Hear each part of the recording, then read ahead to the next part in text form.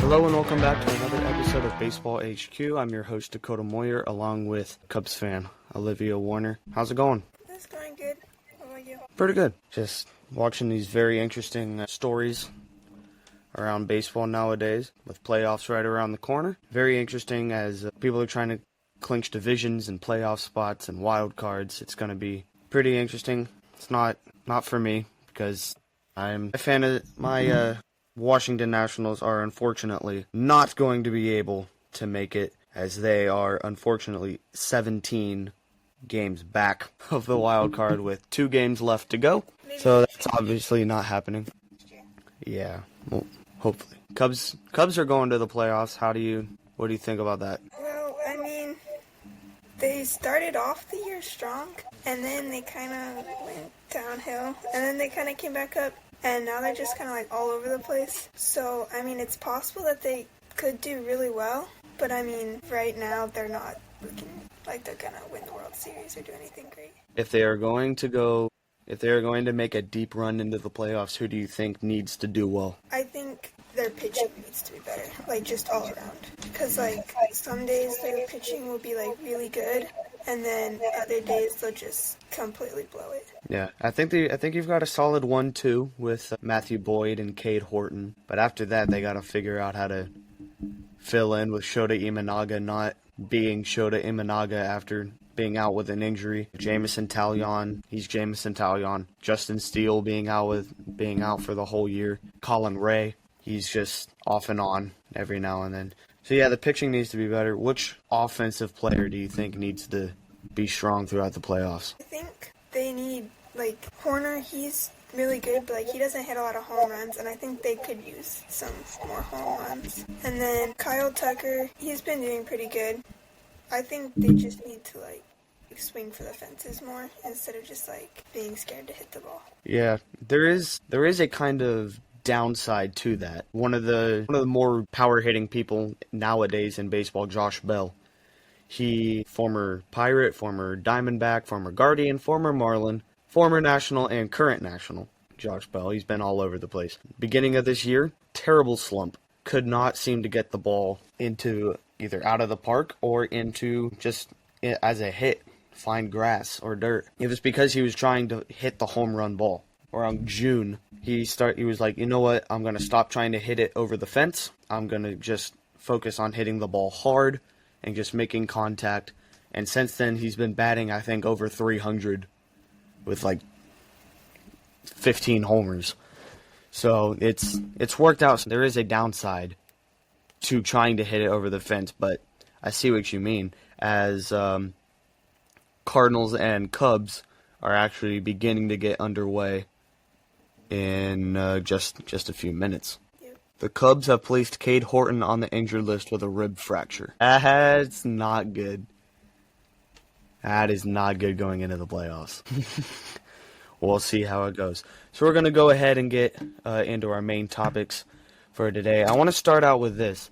The Nationals have hired Red Sox assistant GM Paul Tobani to be their new president of baseball operations. He is 35 years old. He was part of the scouting and development team when the Red Sox actually drafted Roman Anthony, Marcelo Moyer, and Christian Campbell. So he knows how to pull out the top prospects and to bring in. He won't be the president of baseball operations and the general manager. He will just be president of baseball operations. But the Nats have hired someone, so that's a good thing. After losing Mike Rizzo this offseason due to him being fired, what are your thoughts on this? I mean, I don't really know that much about that, but I think, it's good that they have, like, young people, and, Yeah, I don't really know that with much about that. Paul Tobani being so young, and with him having such a pretty solid background from what we can see, it seems like he can do pretty well, and I heard somewhere that the GM under the president of baseball operations mainly does all the dirty work. But since this guy is so young and since he's not used to that, they think the person I was listening to thinks that he will still be very hands-on with everything, figuring out who should be on the Nationals and who should not be on the Nationals. Who should they draft? Who should they not draft? Who should they trade for? Who should they trade? Who should they not trade for? Who should they not trade? Who are the core people that they think that they can work with 2026 all the way on? Especially with key people coming at the end of their contracts with C.J. Abrams, James Wood, Mackenzie Gore. Just a very interesting situation. As it's going to be interesting what Paul Tobani does with the Nationals over this next year, over this offseason, as he has been hired by the Nationals to be their president of baseball operations. Here's another thing I want to get into. You may have heard this. The automated balls and strikes system is coming to MLB in 2026. Yep. What do you make of this? I think it's good, but I mean, it could have some downsides. Such as? Just not having, an actual person, calling that. I mean, it would be good in that, it would be more accurate than just, seeing it. But, I mean, technology is technology.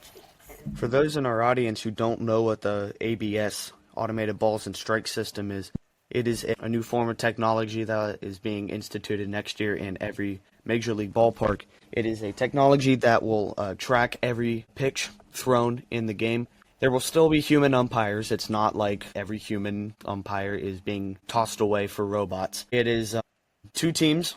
The two teams playing will have two automated balls and strike challenges.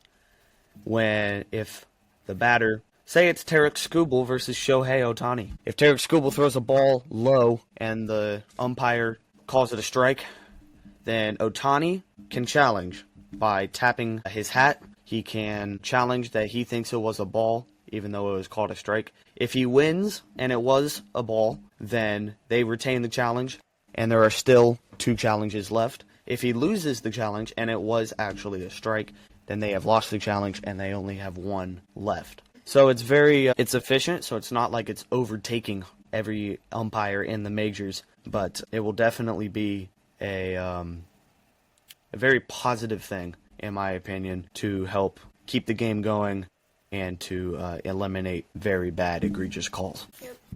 All right, number 3, it is playoff time. It is time to discuss the playoffs. It is a very controversial topic as of now. We've already noted that the Cubs have clinched a playoff spot and what they need to do to make a deep run.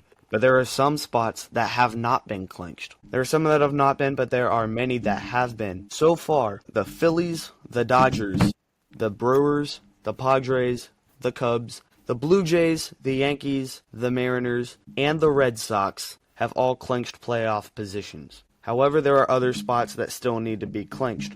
The Blue Jays have not yet clinched the AL East. They are tied with the Yankees for this position. However, the Yankees are beating the Orioles right now, bottom of the 5th, 3-0. So the Yankees could take over the AL East for today if the Blue Jays lose. But for the Blue Jays today to clinch the AL East, they need to win and the Yankees need to lose. What is the probability of both of those things happening? Who are the Blue Jays playing today? The Blue Jays are playing the Tampa Bay Rays. I mean, I think they both have a good chance at winning, but I think most people would think the Yankees would get it because when you think of the Yankees and the Blue Jays, you think, oh, the Yankees are better. But the Blue Jays, I mean, they did decently this year, so. Yeah, the Blue Jays have definitely been a surprise team this year, storming all the way to the playoffs. So, but yeah, it's an interesting thing with the Yankees already up 3-0 in the 5th inning against the Baltimore Orioles, so they might not lose this game. For the Guardians to clinch even a playoff spot, they would have to win, or the Astros would have to lose. Which that could be, you could say that with the Astros, who lost the game last night. Astros losing last night 4-3 to the Angels. So it is completely probable that the Astros do lose. And I think if they lose tonight, that they are done. They are not going to the playoffs, and the Guardians would clinch a playoffs. Excuse me. But also Cleveland playing the Texas Rangers tonight. So it's coming down to the wire. Yep. As the Guardians and the Tigers are fighting for a playoff spot. Honestly, I never liked the Astros. No one likes the Astros. I mean, I never really liked the Guardians either because they gave the Cubs a run for their money in the World Series. but I like them better than the Astros. So. Yeah, the Guardians are one of those teams that are just fun to root for nowadays, where they were 15 and a half games back of the Tigers, and now they are tied with them for first place, with Tigers fighting for their playoff lives. If the Guardians clinch the AL Central, because as we just previously mentioned, they are both tied, the Astros would have to lose, and the Guardians would have to win. So regardless if the Astros lose, then the Guardians are going to the playoffs. However, if the Guardians win and the Astros lose, then the Guardians have won the AL Central. The Tigers, who are this close to not making it to the playoffs, have to win. If they at least want to clinch a playoff, they have to win or the Astros have to lose. I mean, that's kind of sad considering they were ahead of the Guardians for a while. So part of me is wanting the Astros to win, just so the Tigers don't make it.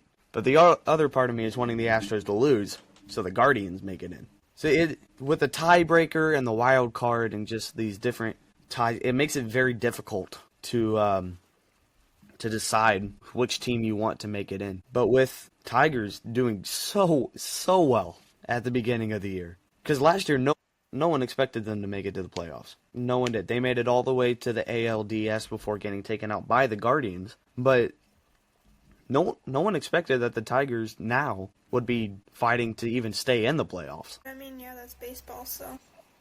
Yeah, that's what makes baseball fun. Because you don't know what could happen over 162 games. If a team could start really well and then completely blow it on the second half and then not even make it to the series. Yeah.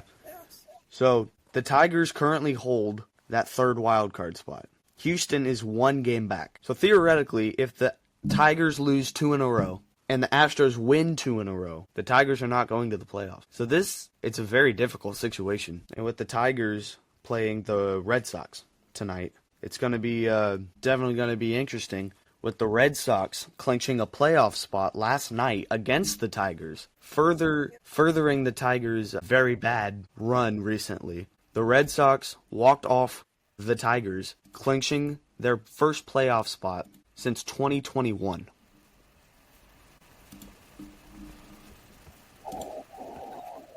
Rafaela, deep center field, way back there. Meadows looks up. It's off the top of the wall. Here comes Gonzalez around third. He will score. Say hello to October. Cedon walks it off.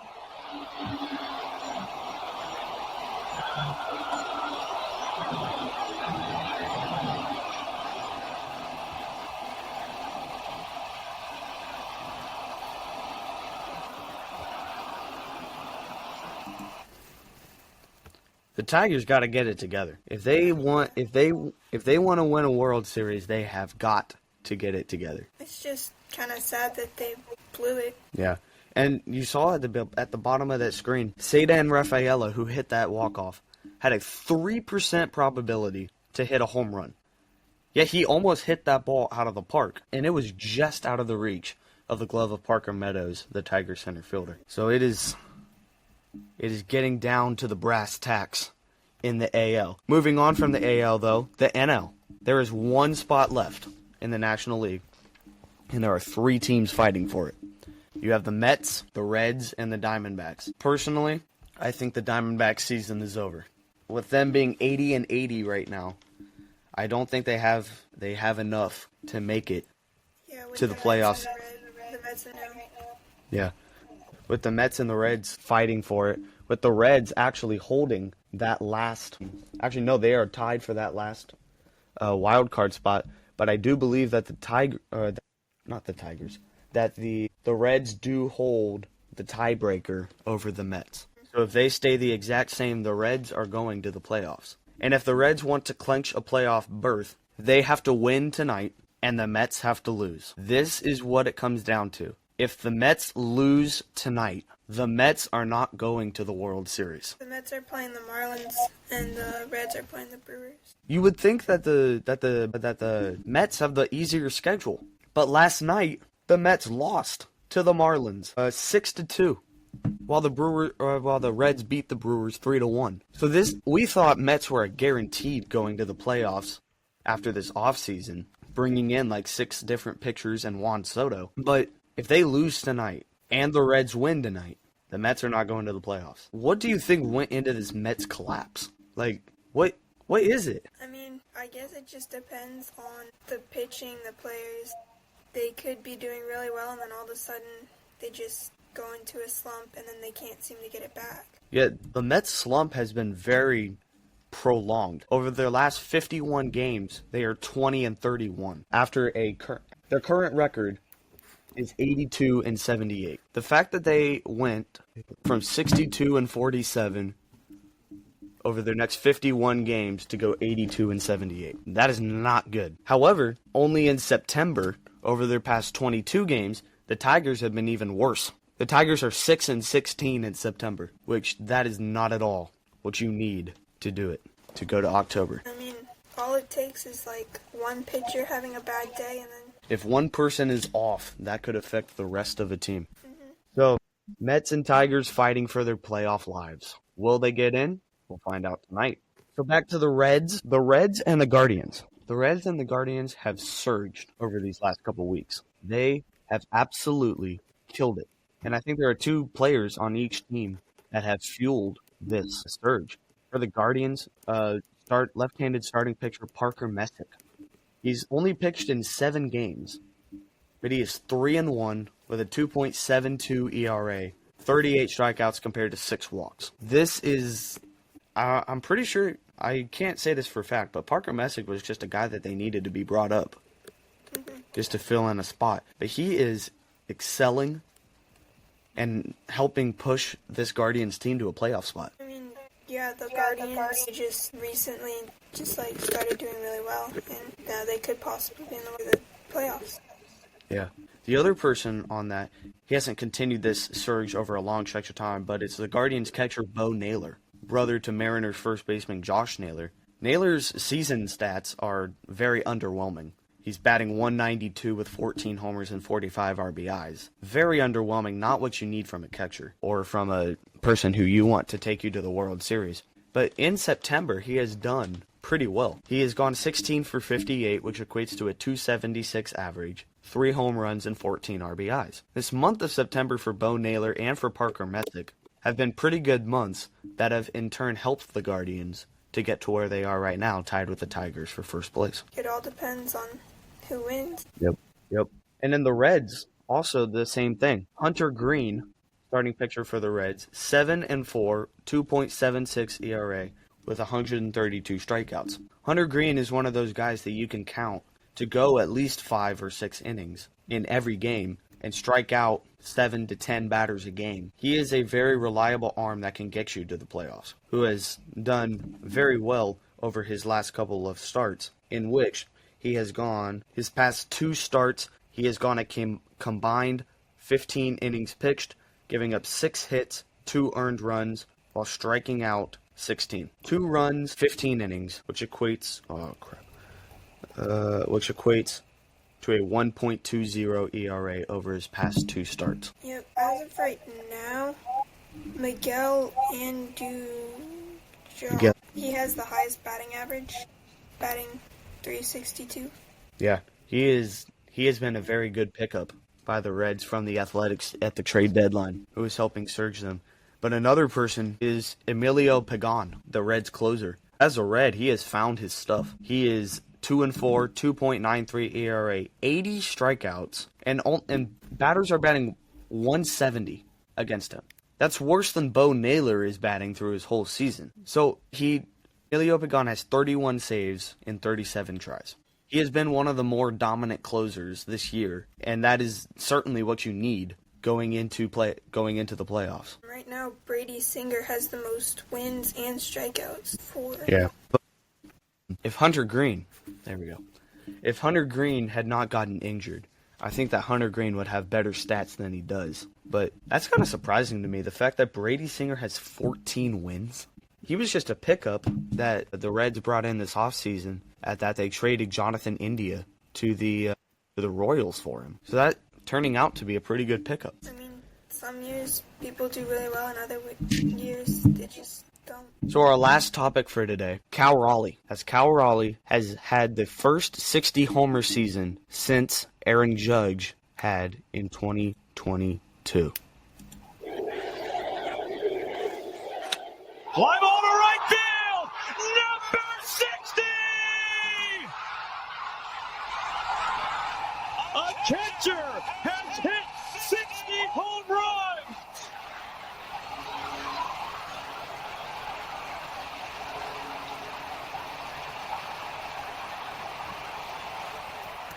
Your MVP moment, Cal Raleigh!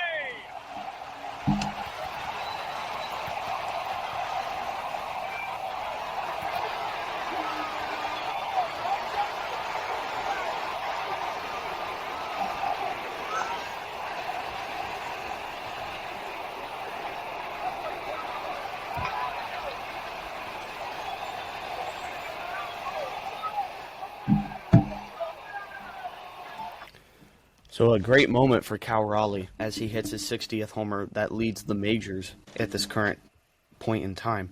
But here's the question.